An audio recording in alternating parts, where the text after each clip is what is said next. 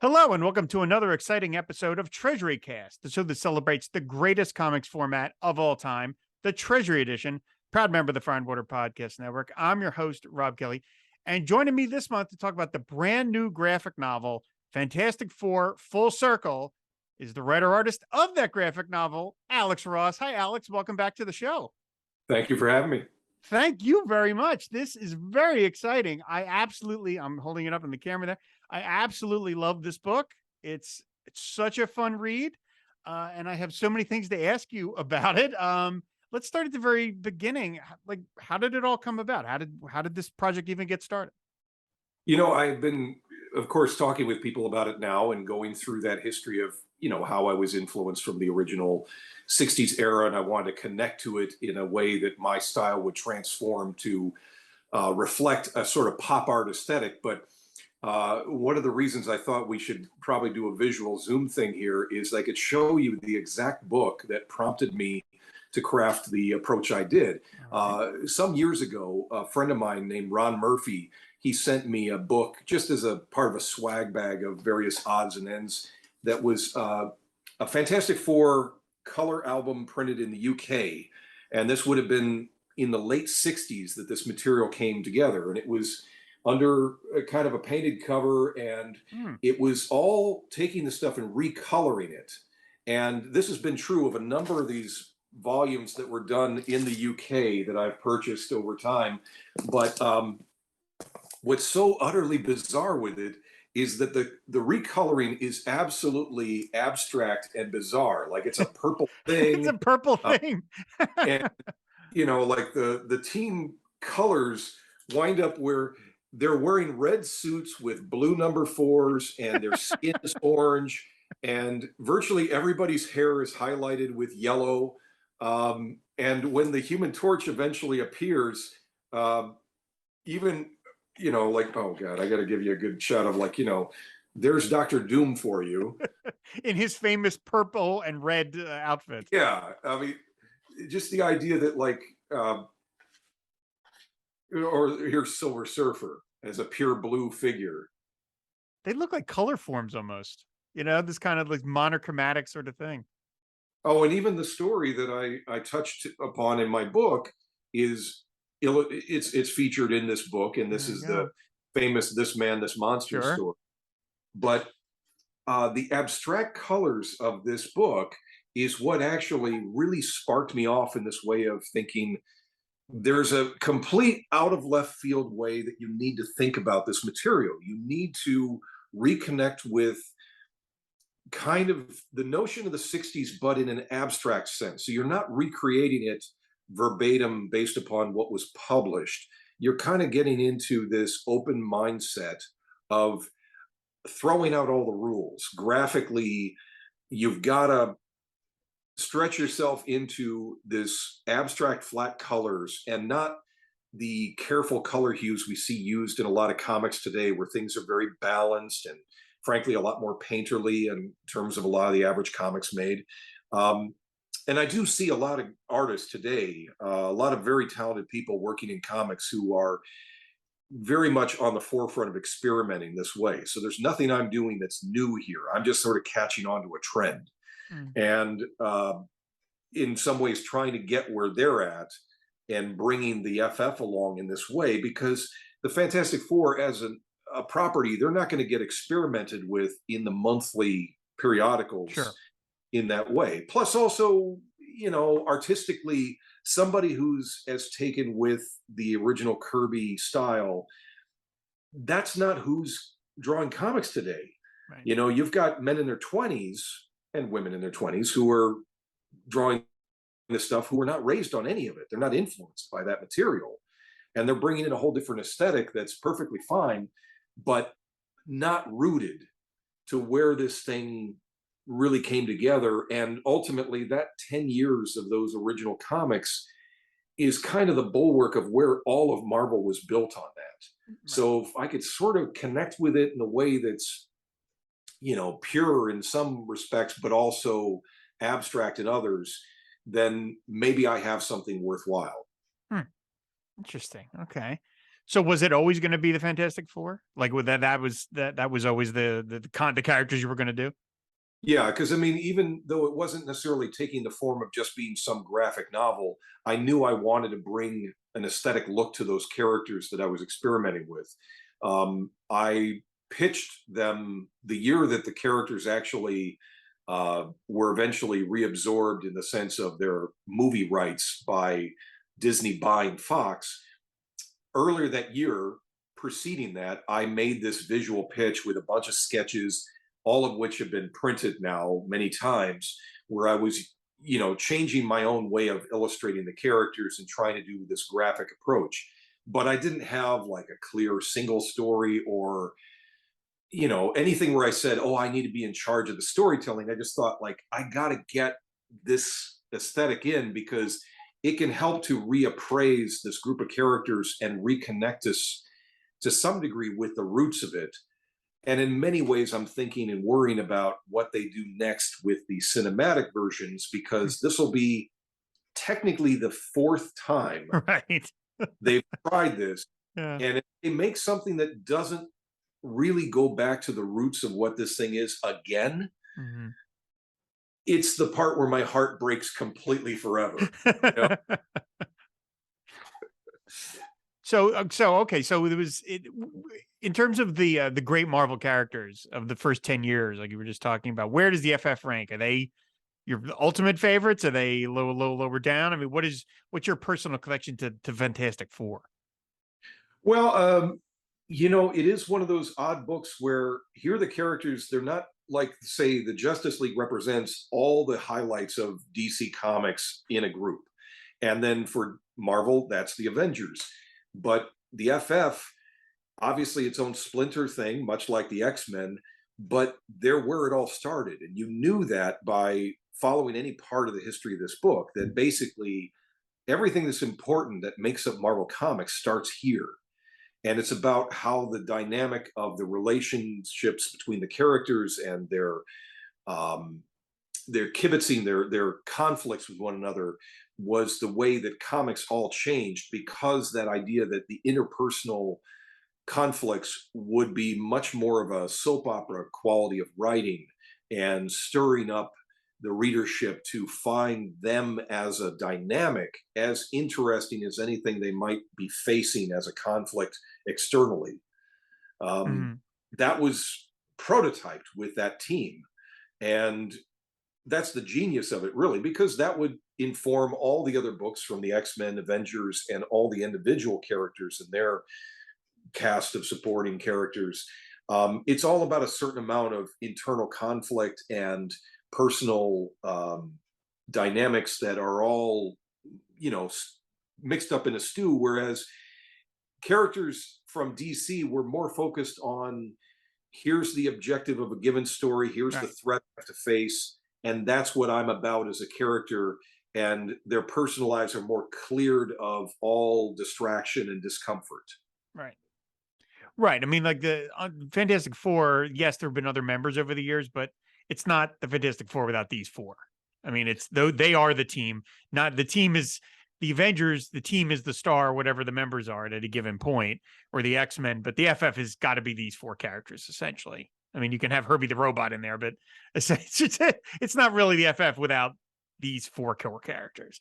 And every writer just about that's come along and done a historic run on the book has played with that a little bit by Right. trying out, like, okay, Sue's out for a time, or then the thing is out for a time. I mean, I guess everybody has been out for a time just to Right. test that and see how that dynamic worked without that particular member.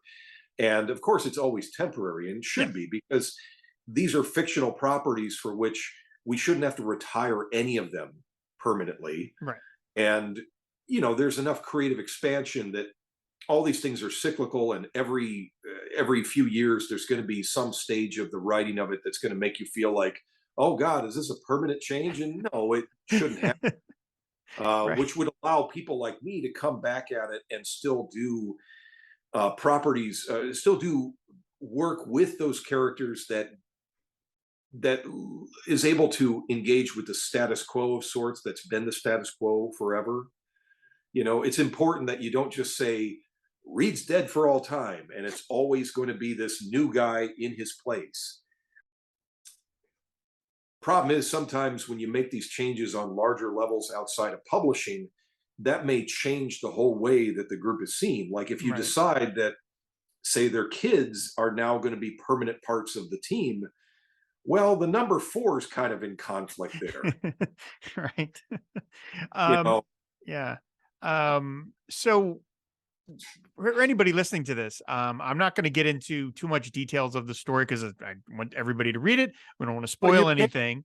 I'm not telling you not to. Right. Well, okay. I don't want people to get spoiled, but I want them to read it for the first time and enjoy it. So I'm going to kind of Well, it's a sequel to another comic. well, That's well, all. that leads in perfectly. The next thing I wanted to ask you was, of course, this is sort of a sequel to This Man, This Monster. Certainly one of the most famous FF stories ever done. When did that? What part of the process was that? Was it always you always wanted to do a sequel to that story, or what was the order of how this whole story came about? Well, there's actually a weird way back origin for why would I even think that much about that story. We know it's been reprinted a bunch of Yeah. times. It's always one of the go-to ones that's in every historic recollection, including, say, the focus of your podcast, tabloids, the Yep. oversized Treasury comics from Marvel. I believe that's in the first Fantastic I Four. believe so. Yeah. Okay, so that's kind of highly regarded as the most famous single issue story. Not the most famous storyline, because that's likely going to be the Galactus one. But as far as one single issue, it's that Right. story. So it was brought up to me back in 1994 when I had finished Marvels and it had all come out, and I'm having a meeting at a convention where it's me and Kurt Busiek, and we're meeting with the editor in chief. And the idea is about what we might do next for them. And I already knew I was building Kingdom Come over at DC, but the editor in chief made this pitch to me regarding just take some Marvel book from the past and draw it in your style, paint it in your style, and then you can expand it in whatever way you want, added material, added backstory, whatever expansion you want to make it in its own graphic novel. And he was kind of trying to pitch me as a combo of me combined with working with Stan Lee directly. So he was already carving me away from Kurt Busiek. Hmm. Like, oh, Busiek's writing the sequel to Marvel, so we got him set up. We don't need to worry about him. And of course, as you might know, as history would work out, he did not. He walked away from the Right. sequel Right. and did his own stuff, which I was part of with Astro City. But this pitch was mostly illustrated with the idea of like, oh, think about This Man, This Monster. Let's say you like that story. Well, you could maybe draw that story in your style, and then it could have more embellishment of all the details around it. So he wasn't telling me to change the story as much as get in it, live in it, much like I did with Marvels. And aesthetically, that doesn't sound terrible, except that I had this forward vision of where Kingdom Come was going to be taking me, and I did that. But of course, this weird little thing has been stuck with me for almost 30 years now. And I think of it as, okay, well, what about that? And what about that character? So it does stick out like this sore thumb, like the guy who's dead from that story. Well, what if he's not quite so dead? What if he's not quite so anchored forever in the negative zone, or whatever you want to decide you want to do with him? And looking into it to see that, yeah, nobody actually did do anything further with it because they treated that story with the sort of reverence of don't mess with this. Yeah. Right. Yeah. And now that's where you bring me in to go, oh, I'll mess with it. Stand back, everybody. I'm going to do it. Okay. It's been 50 plus years. I mean, come on, I'll do it up in such a way that you'll think that it somehow fits with the Kirby history and whatnot. But, it winds up just being a way to kind of engage with that material in a way that's hopefully not disrespectful to it. Right. But of course, every time I see somebody else taking a piece of history that they decide to either rewrite the outcome or rewrite the origins of said history, I hate it. And so that's apparently what all of us creative types are good for, is we only want to mess with what already exists and tell you, oh no, everything you knew about it was wrong. Well, I mean, that is one of the things I liked about it. Well, I liked a lot of things about it, but that you're not retroactively messing with the story. Nothing No, happens in full circle that destroys anything in the original comic. It just adds on to it, but you're not revealing something that you're like, oh no, what you really learned and made this man this monster, that's not really true. That doesn't happen in this story. This is it builds upon it, which is great. That's what you want, like, you're okay, you're moving the ball forward kind of with the story. So one of the things that I noticed is that it is a for a Fantastic Four story. It's despite the fact it goes into the negative zone and it goes into all these crazy phantasmagorical places, it's kind of contained in that it opens in the Baxter building and it ends in the Baxter building. And like, to me, one of the hallmarks of a Fantastic Four story, there's always shots of people outside the Baxter building reacting to something going on. What's going on up there? And there's none of that in this story. Like, it's almost just the FF and they go on the adventure into this crazy world and they come back. And it's almost like, boy, did anybody outside the building even know any of this happened? And I thought, I didn't even notice that till like my third pass on the book, where I went, wow, yeah, there's no crowd react. Like, it's for as big as this story is, it's also sort of contained in its own way, which I thought was really interesting. And no other members of the MCU show up. Like, it is just there's one I see there had one background where you see Spider-Man in a photo on a right? Yeah. wall of the kids' room, but like that was the little. But so was that always something too? It was always just going to be strict Fantastic Four?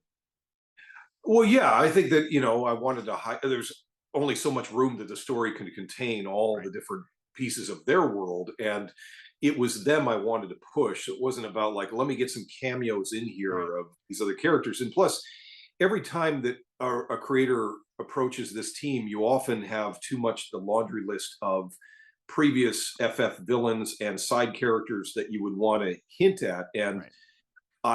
I knew I could do a quickie one here or there, but I don't need to really go through the thing of like, well, let's make sure you show Doctor Doom. Like, you know what? Somebody's always going to be showing Doctor Doom somewhere. So he doesn't need to be in every FF story. Just like you don't need to always regard Surfer and Galactus and all of that stuff. So this could be fairly tight and focused.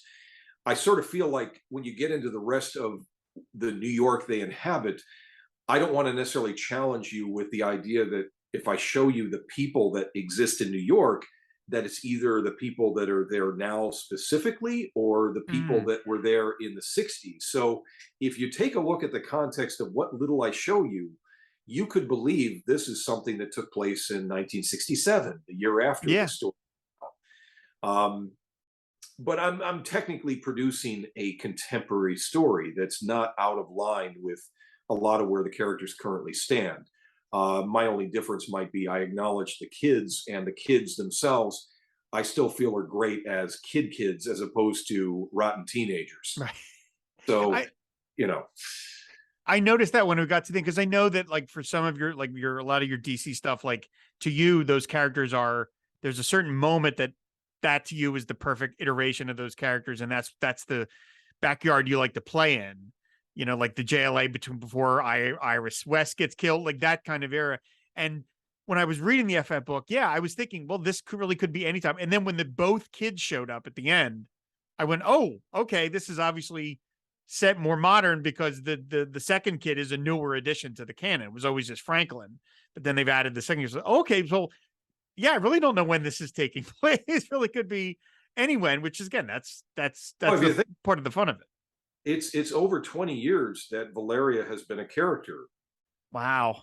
Has it Yeah. really been that So long? Wow. yeah, it's Okay. really been a long time. I mean, I forget what year she was introduced. Oh gosh, was that during the Mark Wade run or it's been a while. I'd have to check it back, but yeah, I mean, and she's been a really great character to read. I mean, unfortunately, she's been a lot more joyful to watch integrate because she's Reed's kid.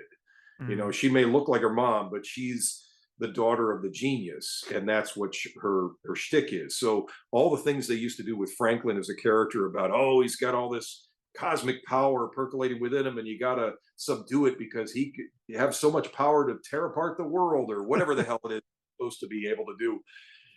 It always felt like it's a little much, and that he's never perfectly gelled because of that potential they keep wanting to blow up. Whereas with her just saying she's a genius like dad, and that's it. It's been really fun to read her. Um, she's made the family dynamic work a whole lot better by being Mm, around. mm, And I would like to acknowledge that. Plus, in the way I was being contemporary, I I make some quick references to things that let the reader, the astute reader, know, oh, wait, this clearly has happened after some of these other things have occurred in the last 20 years, like a period of time where Johnny was the one out who was apparently dead for a time. mm. And he wasn't dead. It was just the way they wrote the book, is to say it was, now they brought in Spider-Man to replace Johnny, and Johnny was technically stuck in the negative zone. So I actually referenced that very briefly, but that's what that means for Mm. anybody reading. And there was a whole period of time they did a invasion of the positive universe from the negative zone, with Annihilus leading a whole wave of whatnot. I acknowledge that in a single panel, and however far reaching that was, I don't have to get into, because that was multiple comics across, you know, a whole bunch of different lines that, there's a whole lot there. I don't need to be the accountant for to somehow bring up all the ramifications thereof, or the fact that there's no ramifications after this length of time. Right. So, okay. Now you've worked DC style and you've worked Marvel style, the, kind of two different, I assume you have, right? So when Yes. you're writing for yourself, what's that process? Did you have this all mapped out, dialogue and everything before you sat down and started drawing, or how do you, how does the writer Alex Ross deal with the artist Alex Ross? Well, I think that when you've got the two roles divided between a separate writer and a separate artist, it's supposed to be that the writer's delivering, to do Marvel style, a working write up of a basic summary of the story. So something that's short, that says, we need this to happen across these many pages. And writers that have done that in the past have been very good to at least spell out the length of time sequences should take. That then, if the artist is breaking that all down and working plot style, they've got more hands-on kind of interaction that way. That's not the way it worked with Stan and Jack. They would have conversations about the intentions, but Jack would largely start turning in stuff that Stan had no idea about what was coming, and then Right. Stan would have to work around it. And he trusted Jack in the sense that Jack's a brilliant mind, had a lot of creativity, a lot of original character concepts he would throw in there. And as far as what that level of interaction was is very debatable now to history, because they both have claimed different things.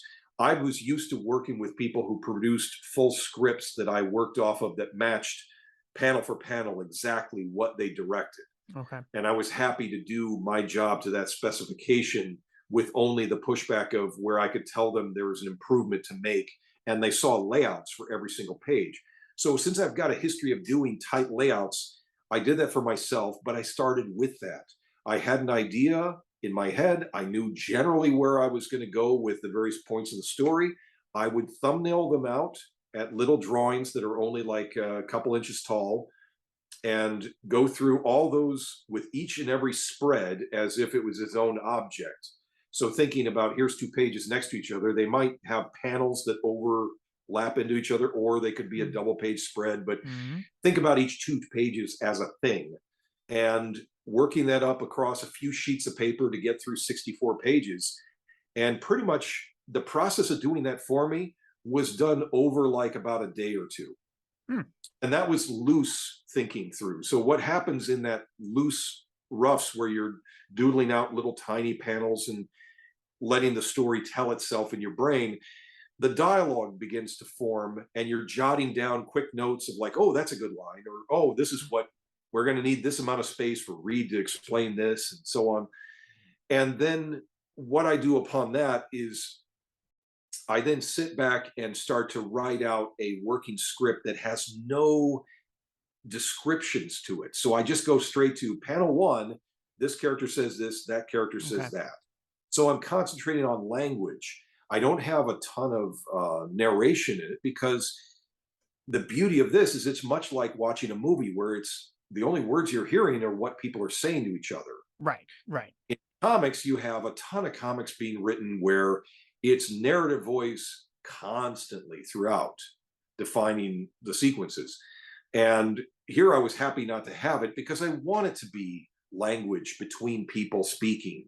I want to be immersed in the moment and feel like you're there with them, as opposed to having this detachment that comes from the narrative voice, which I think the blame for that probably goes back 50 years of comics. But if you want to put it on Alan Moore for the way he wrote things, I'm willing to put it on poor Alan, because it's something he did so well and so creatively, and so many others did it after him, possibly because of that influence. But it's also become the dominant form of writing in Mm. comics. And I realize when I've read some of the best stuff in the last few years, when characters are just talking to each other and the language becomes very natural, it's much more engaging and it feels like you're in an experience, as opposed to the sense of somebody taking this sort of that narrative voice where somebody's describing the action for a reader they're talking to, as opposed to just living it, Hmm. you know and that's what I needed to do. And that's why the words were no challenge to come out, because I'm looking at the image that I've sketched out, and my brain just tells me, well, this is what the thing would say to that.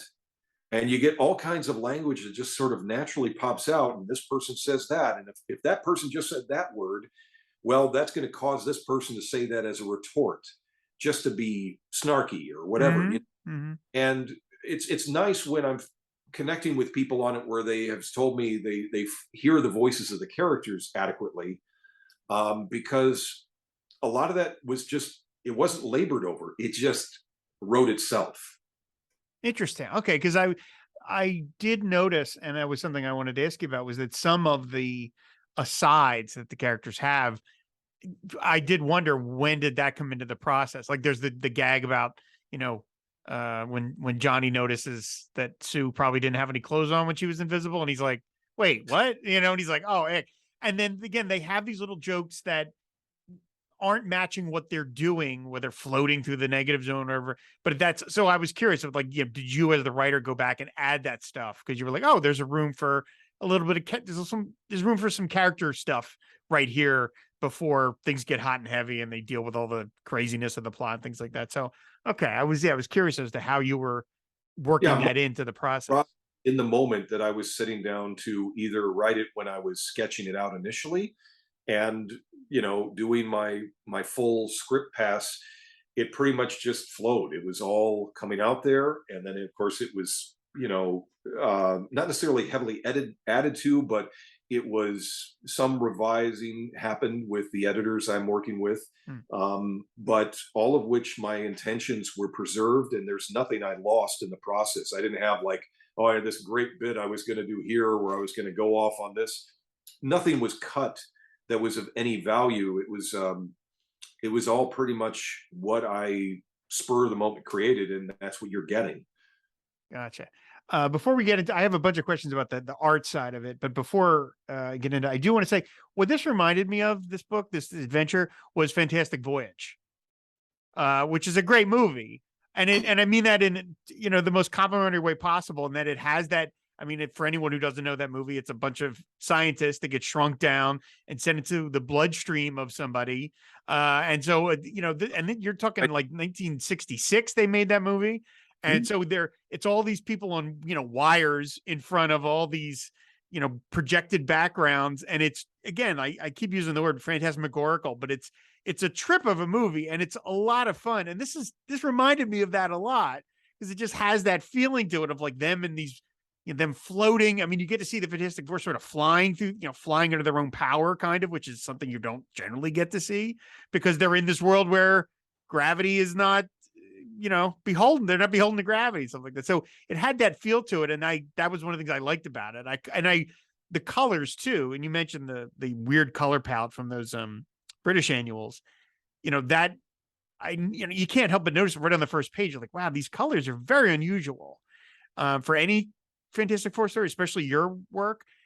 For someone who deals with photorealism so much, was it hard for you to start coloring things in a way that is not what we would see in life, purple reflecting lights. I mean, you're going for a much more comic booky sort of thing, but I could see how that would be difficult to maybe match with having real people, which is kind of what is one of the things you bring to it. Yeah, I mean, it was feeling like I had one of my arms tied behind my back, that's for sure. Yeah. Now, one of the things that helped with that is not just what I was studying in terms of the pop art aesthetic, and there's the whole sequence of things where it gets very black light colors Mhm. intentionally and goes really overboard with that. Um, I was looking at the work of Jack Adler, who was a DC employee who I believe colored, and then I forget what other production work he might have overseen there at the company in the I assume in the 60s and early 70s, but he was responsible for coloring a lot of that great Neil Adams stuff that was coming Mhm. out with Batman.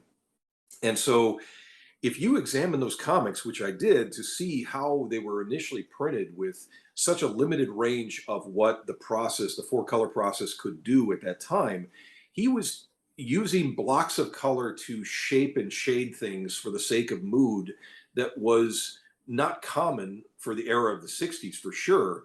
But this is where they're trying to push the medium, and they're trying to make it more embellished and having more feeling coming through the material. So if you examine especially some of the stories that Neil Adams did with introducing Man Bat and all the things that were defining his run, those great issues, um, that style, that some of those color hues, I specifically sent them to my colorist who was working from color guides I provided him, but showing him what I was looking at and say, we're trying to get these colors and also get some of the effect, because I'm here working with a graphic designer who can put in digital effects like a dot screen that I can't paint or Mhm. even put in with marker roughs. I can't create that little kind of stipply effect in there. He could put that screen in there as a subtle effect that's sort of it's getting in your mind in a way that's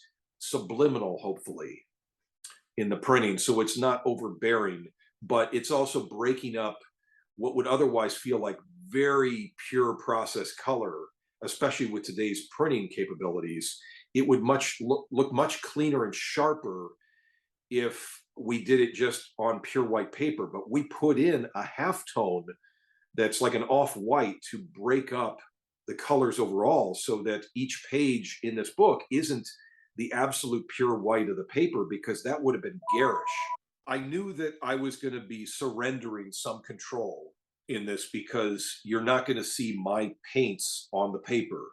I wasn't going to take a printout of the ink version of this and then put my painted color on that and then somehow reproduce that, because it would look very inconsistent. I wanted the flat colors to be as flat as they could be consistently, like it was a print job. Mhm. And so that meant that I'm working with another individual who's doing that work. And since I don't do anything on a computer at all, I'm, entrusting him to follow the guides I'm giving him and follow those exact shape placements. And it got very involved where, you've got color placements that are creating little areas of shade and whatnot without the extra benefit of doing fades between colors, Right, because right, right, right. that would be contemporary, and that's where you're using Right. Yes. computer. Yes. I did that. Yes, that was something that it really appealed to me when I was looking at it, because we all remember when computer graphic coloring came in the 90s. All of a sudden it was like, hey, if I can stick 17 tones on somebody's leg, that's good, right? And you're like, is it? Sometimes simple coloring is the best. So yeah, even though this thing is lush, it's flat in a certain way, which I really liked to look at. It was very pleasing to the eye, even though, as you talk about, the colors are kind of crazy. I mean, you've got like, reflected purple light off of Sue's face in some panels, and you're like, that's no, but it looks fantastic. So, okay. Or I could have taken even some of my color hues from Kirby himself, because pieces that he colored in private paintings that he would create for his home, or other color roughs he had done over time, he could put together some crazy combinations of colors that would make no sense to anybody else except himself. You know, if you take a look at the painted versions of the New Gods portfolio he did before those characters appeared at DC, his prototype colors are bonkers. So now I say bonkers, but lovingly so. I mean it in the Oh, way of yeah, sure. he would eventually have that stuff revised either by his own intention or by what they would choose to do for him. But um, you know, he had a sense that was very unique and very kind of groundbreaking in his own way. So, okay, well, that again, that leads perfectly to something else I wanted to ask you about. How do you incorporate when you're sitting down to do this? Because there were some scenes here that you are totally doing the Jack Kirby, into my eye, inked by Mike Royer kind of look. That lush. He was my favorite Kirby inker, I think, Mike Royer. Like that lush, solid blacks kind of thing. But it's not at all remotely realistic. I mean, not even close. It's abstract. It's so strange looking. And I'm thinking about when we see that giant close up of Annihilus and he's slurping down the food or whatever. That Mhm. looks like it's you, but it's also Kirby.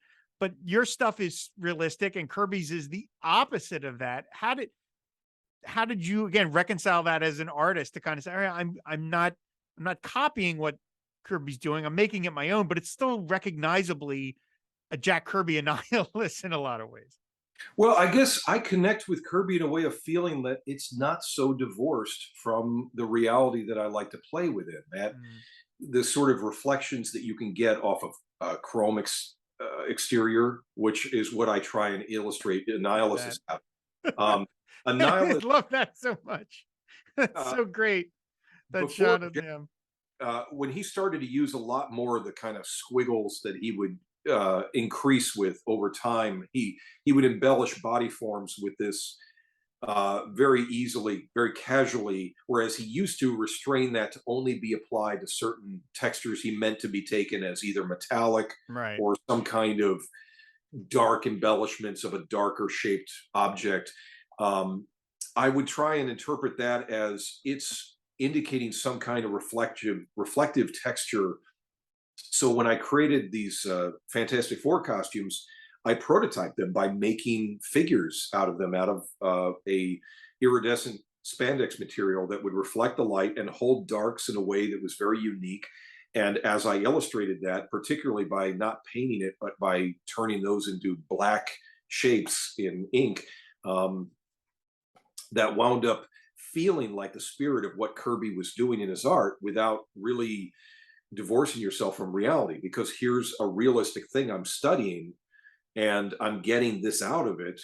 And I feel like it communes with what Jack was always doing.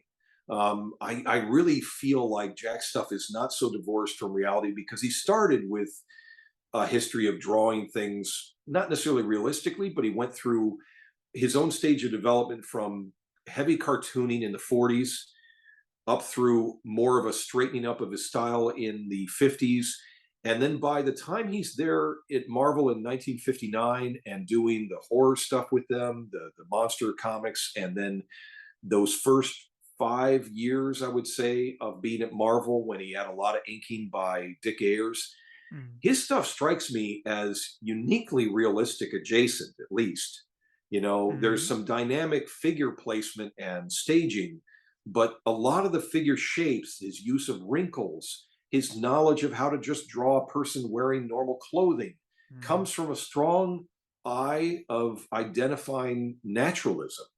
mhm. And I see that DNA in his work. So even though he begins to get much more exaggerated as the time goes on from the 60s into the 70s, um, I see the anchors there to where he had a center of reality within him. And I see a way to commune with it without necessarily giving up on who I've always been. Right. And I feel like the use of me in this context is I can make you, the viewer, see a way that Jack stuff could be translated into other forms without just saying, oh, that's that crazy art style. You can never connect with that. And I say, you can connect with that. And if you want to make a realistic version of that, it's doable. Those are real faces. That's what I thought when I saw the actor Gary Conway, and I saw his image not when I was a child, but since I've been an adult, I've seen him as just photos first, and then eventually some of the shows from Land of the Giants. Um, I saw this face and thought, that's what Jack was drawing as Reed's face. Holy cow. And so there are real things you can line up with, the way that Jack would draw uh, people and objects. Hmm. Interesting. Do you have a favorite Kirby inker, by the way? Do you have one that you just I do have that warm spot always for Ayers for with airs? what he did in that initial 60s period, those number of issues. But, all the respect in the world, of course, for Sinnott and Royer for equal parts of what they both brought to it. There's an apex of quality of draftsmanship that comes, some of the best art created is from those gentlemen and what they contributed to with Jack. So, I see him as almost like a three-headed snake in terms of importance for each of them. I have so much adoration for what each of them brought distinctively. Gotcha. I always said I loved the sheen that Royer gave Kirby stuff. I always feel like in any Jack Kirby comic made by Mike Royer, if you like put something slick on the floor, it would just roll forever because everything was so, there was no resistance. It was all just these wonderfully sheen kind of like I just thought it was so pretty to look at. So what was did you have the character of the four characters, obviously the main members of Fantastic Four? I've always, first of all, been amazed that Jack Kirby gave himself the thing to draw, because that's a lot of work. Like, just all those planes that he has to draw on every single time. I always wondered when they would do those issues where where Thing got transformed into the more lava looking version, whether he was trying to give himself a break a little, like, okay, for a couple of months, I'll just draw the lava thing. It's a lot easier to draw. And I remembered, of course, when they had the Thing team up book, Marvel 2-in-1, Ron Wilson was the regular artist on that book for years. And I thought, I hope he got like a higher page rate for having to draw the Thing every single panel. It's so much more work than drawing the Hulk or anything, just drawing all those different planes. Did you have a favorite character to draw throughout this book? Well, it definitely wouldn't have been him Right. because it did take me extra time Yeah. to illustrate him. In fact, far more so than when I would be painting him, because here I was creating just a pure kind of ink dry brush version of his stony exterior. So And it is dry brush. I was going to ask you about that too. That kind of yeah, effect you've got. That's dry brush. Okay. yeah. I mean, I've never taught myself how to use a pen line like, say, a Brian Boland Mhm. or all the other inkers who are skilled at using the traditional forms of how you shade a form. And since my entire history is using halftone, I miss out on that ability to use that subtle shade turn on every object.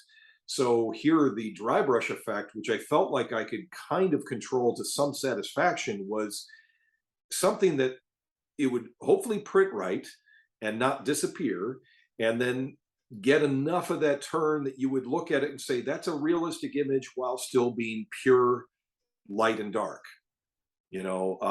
I obviously at various points in the book I did use some effects of some painted work, like every time Johnny Storm flames on to become the Human Torch, it was a gray tone painting that I did on the original art. Hmm. And so what the designer Josh Johnson was doing was keying that out and converting the body into a pure red color hold. And then, of course, the halo of the flames Right. around him would be, different placements of blocks of yellow as well as edges of a little bit of orange. But otherwise, that was a painting that was being converted.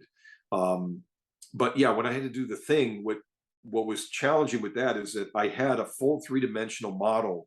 I've had for years a three-dimensional bust that a friend of mine created that's got a wonderful earthy texture to it. And I took that bust, shrunk it down, had to kind of resculpt it to fit a doll body that was about yay big. And then I sculpted the rest of the body to match it, where it had this kind of crumbly exterior. And then I was photographing that and studying that. Wow. And every little brick around him is consistent from shot to shot because I had a three-dimensional thing I was Wow. looking. It was way too much work, and it would take too long in both the penciling and the inking. So every shot that the thing's in is a giant chore. Yeah. Oh my. There's one page. I'm not gonna try and rifle through the book to find it, but like the thing has like this incredibly kind of big facial reaction. I forget where he's like, "Rrr," and his eyebrow pops up in his eye. And I remember thinking that's kind of what that would look like in real life, but I don't know how you managed to pull it off because it's a ridiculous concept. It's a rock face, and yet it looked what I would imagine the thing would look like if he was a real person. So, okay, that's how you got it. Was you had the model for it? So, okay, Yeah, and I would also make sure to kind of uh, work hard on getting some of the comic flexibility that would be in his style of illustration, going back not just to Kirby, who I study so much, but to John Buscema, who added a certain amount of lively cartooning to yeah, the form of the thing. In fact, there was a lot of him that I tried to import into my work. It's never, outright crazy distortions, but when you're getting these expressions from his face, it needs to move and show adjustment that's not just like, oh, the jaw lowers or the brow right. raises. There's a certain amount of cartooning that's in there that I needed to really get into myself, and it took studying Buscema to get more of that. Interesting. Okay, well that's actually going to play into something I'm going to ask you a little bit later. In terms of the writing, did you have a favorite character that you like to write? Was there one character that came more naturally than others? Uh, weirdly enough, the thing did come very naturally because you don't really judge his language to be at this certain kind of intellectual level. So you figure that he talks very much like the rest of us. And of course, it's a certain dialect in a way. But I've grown up with that, and I've listened to the thing on records for as long as I've been alive. I mean, there's a voice that's in your head that is the thing. And, you might add some, I don't know how many times I've read the phrase "oy vey" come out of the thing, but I know I use it enough myself so that figure like, he'd say this, sure. Why wouldn't he? But Reed is probably my real focus of being so kind of obsessed with Reed, because even though I could care less about Reed's technical superpower of stretching, Right. I, Right. I look at that as almost like he has to be able to do something, so we made him stretch. Oh, but basically, his purpose to be there is to be the brains of the outfit, to be the leader and the guy who usually is the one who got them into the situation they're in. Right. It's his thinking through what's going to get them out of it. And, in a way, I feel like he lives up to his name of he's got to kind of have that perfect Walter White sort of sense of solving any dilemma that's put before you. He's a good Walter White is a way to speak of Hmm. him. Think about an actor who could have played Reed Richards that would have been perfect. I don't Bryan know that you Cranston. put Interesting. Brian in that now, but Bryan Cranston as Reed Richards would yet be another person I could say would not be terrible in that role. He would look the part. Interesting. Okay.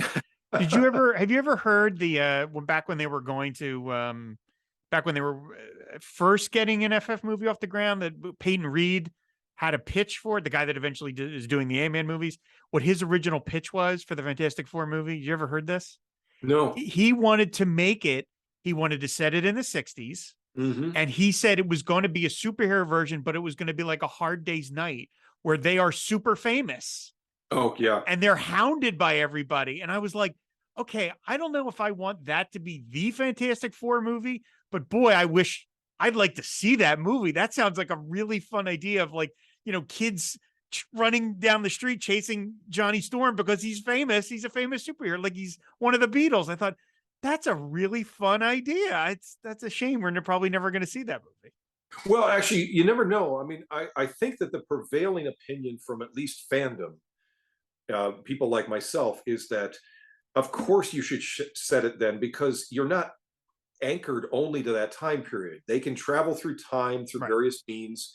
You can begin there and then transplant them into modern age if you need to. But the idea that you could have a form of the Marvel timeline, cinematic timeline, added to this period that they've got no other characters anchored in. So you could make their adventures based in a timeline that they would have total command of. They wouldn't have to be always overlapping with all these other characters. And of course, they've yet to introduce a Marvel Studios version of Silver Surfer and Galactus, and so many of the villains, Doctor Doom.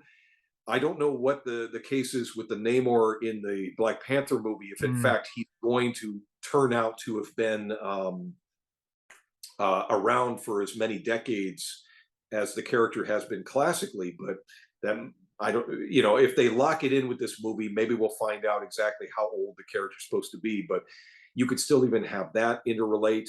I'm not too hopeful because in the ways that Marvel Studios has adapted Kirby's vision in terms of aesthetics, I'm not seeing it as well as we've had some tokenism of that stuff come across here or there. What was in, say, Thor Ragnarok was fun, but it's not the same thing as trying to make those graphic shapes feel 100% real. And I think that there needs to be almost a reset of how they would approach this. Like, we don't need costumes that have a million little fine details added to them. You need the bold shapes to come across. You need something simple. I mean, here in this book, I was approaching the costumes as a real thing because I sewed them, I made them, and I thought about it as here's a texture that would look interesting, where in fact, what I developed would be comparable to what, if you remember the original pilot for Lost in Space, had them wearing these silver spacesuits. I've effectively made a kind of metallic Fantastic Four classic suit, and there's not all this little filigree detail added all over it. It's just basically the texture of that is so interesting to see with their classic style that you don't need anything more. You don't need more embellishment beyond that surface texture. And that's just a metallic kind of spin on a classic. So, when you watch something like the She-Hulk or Hulk that have their presence in their universe there, they don't need to overthink their outfits because they're just skin. Right. I wish we could get to a simpler form. So everything from the 60s to the simplicity of how you could design their costumes. Are they going to do it that way?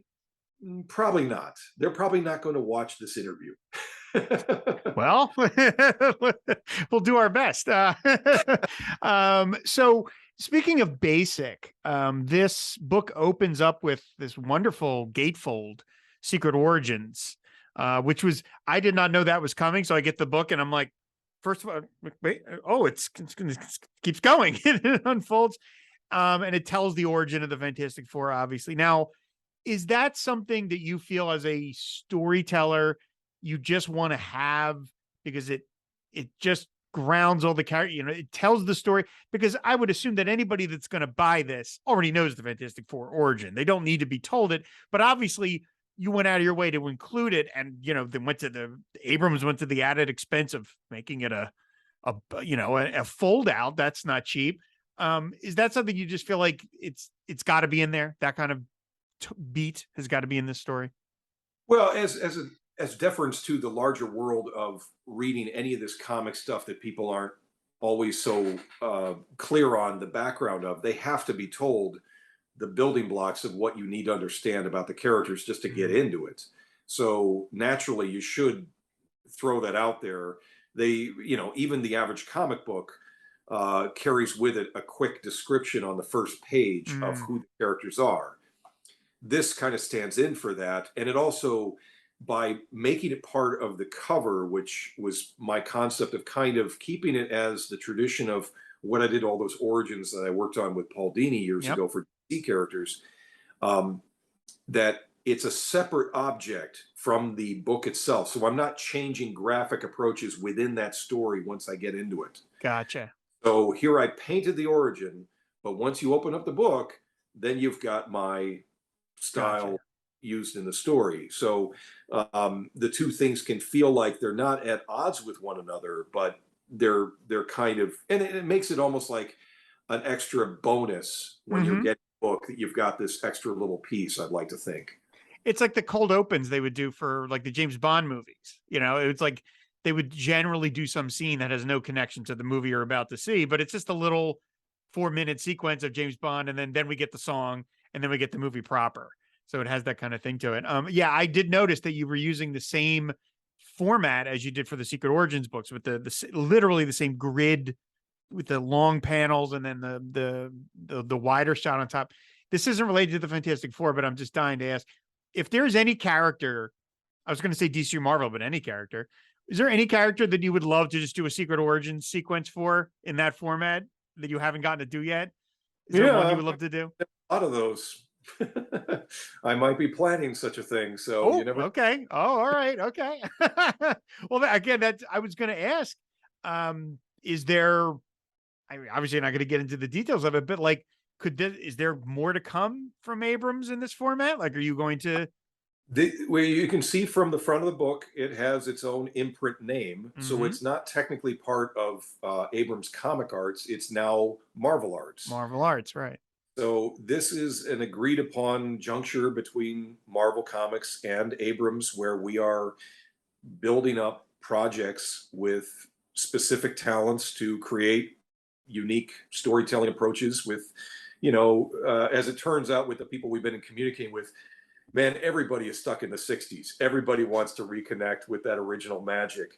I have yet to field any proposals from anybody about 1990s X-Men. So I guess that's a problem when you're talking with a lot of professionals that are of an age that we look back upon that stuff fondly, and we think about the core of where these comics began. There's a uniqueness, a purity, and yeah, we're looking to build new things in this line, and that's what we're currently engaged with. Interesting. Okay. Now, this is TreasuryCast, of course. So I do need to ask you something related to that, because we all know how much you love the format, how much I love the format. I'm going to assume that this is an oversized graphic novel, that there was zero chance this was ever going to be Treasury size, simply because that's just so uncommercial at this point. Was that ever mooted? That was not, certainly I could have pushed my ambitions into that area, but what you're seeing is what it felt like it should be to me. Gotcha. So, gotcha. As it is, I still like to think that there's a potential for some Treasury format down the road that could be published with Abrams. Be still my heart out. Now, of course, I'm close to it in shape, at least in size-wise, yes. But there's this poster book that I had last year. It's still on sale that you can buy, of my portraits I've done of all these Marvel characters as part of a Marvel mural. Right. And that's a larger format size that their poster books normally are. Not quite the same trim size as the treasuries were, but as far as doing books of whatever size, we have that potential, and I will be pushing for that in regards to some other concepts. So I just knew that I wanted to resurrect the Marvel graphic novel format that existed for so many years in the 80s, going up to the 90s. And I knew it was the right shape for this kind of object. To be fair, DC had already launched their own initiative in just the last few years, starting with Lieber Mayhew's Damned series, Batman Damned, that got a lot of attention for all the wrong reasons, but it actually was, it has been a consistent product for them that I appreciate seeing them continue to add to. And I would have thought Marvel would want to jump into that the same way. Here's how we were able to build it out, is with this partnership with Abrams. And now we've got it in this format where it's hardcover, and the printing is excellent. I guarantee you that, since I know exactly what the files look like, and I knew what I was after, and this is what I was hoping for. And this is something that we could deliver for artists that isn't necessarily a guarantee as much the same way in the traditional comic format. Outstanding. Like I said, it's an absolutely, I'm holding up to the camera there, beautiful book. It was just such a pleasure to read it, and it was just so much fun. It really was. It was just an absolute delight to read it. So I don't want to keep it too much longer. I'm going to wrap it up here. But before we wrap up, I do have a couple of Fantastic Four based lightning round questions I want to ask you. Super short answers. Kind of your first instinct is to answer these. So, okay. So I didn't tell Alex what we were going to be doing this. So this is off the top of your head. So, I'm going to assume that your favorite Fantastic Four creative team is Lee Kirby, right? Yep. That is a safe bet. Second favorite. Do you have a second favorite? Second favorite writer artist combo on the book, or whoever might have done it? Boy. Boy, oh boy. I want to always give a shout out to somebody that never got enough attention. There's an artist I had the pleasure of working with who did a very short number of issues on it in the last 20 years, and that's Dale Eaglesham, who was there for a while, and he really brought back some of the Kirby kind of quality to the shapes of the portrayal of the characters. But in the last 25 years, I think, since Marvel brought it back from when they kind of leased it over to Image for a time, you had Alan Davis on it. Alan Davis, yeah. Oh, I love that. Yeah, there's been a wealth of great talent that's come along and worked on the book for the last 50 years since Kirby left it behind. So whether or not I was speaking about the legendary run that Byrne did in the 80s to, I mean, obviously you can't really think about it as anything other than like, there's what Kirby did and then there's what Byrne did. Right. But, almost every major talent in the last 20 years has done a drop by and put some time into this thing. I could also mention Mark Millar, or Miller, however you're supposed to pronounce his name now. He and Brian Hitch did a quite exceptional run that was something they did right after their very popular Ultimates books that they did. And it was at a certain apex of their popularity that they came over, and their next project was the FF. And I looked at that stuff a lot just for the challenge of how real the world of the FF appeared through Hitch's hand, and the way he embellished New York and the practicality of how they interrelated to their city. I knew if I was doing any more of this artwork, I would always feel like you're measuring up to his realism. So, I tried to do my own way of kind of trying getting there and making sure that the few times I drew the building that it had this level of ambition I could try and meet up with. But he did so much in that project that it's downright intimidating to me when I look at that run. And that's a worthwhile one for people to check out. All right. Favorite FF story, and it could either be one issue like This Man, This Monster, or the Galactus run, or the Black Panther. Like, do you have a particular favorite, iteration, however many issues it might have been, 3, 6, 2, that you return to the most, or you think is like, that's it, that is the pinnacle of what Stan and Jack did with the Fantastic Four? Well, I'm going to pick something that you won't expect, which I'll pick something from my childhood that's really special to me. And it was the closest connection Kirby would have to it is he did the cover. But it was an FF annual, I think it was number 11. And it was the one where they go back in time to meet the invaders. I've never read that one. And it was drawn by John Buscema.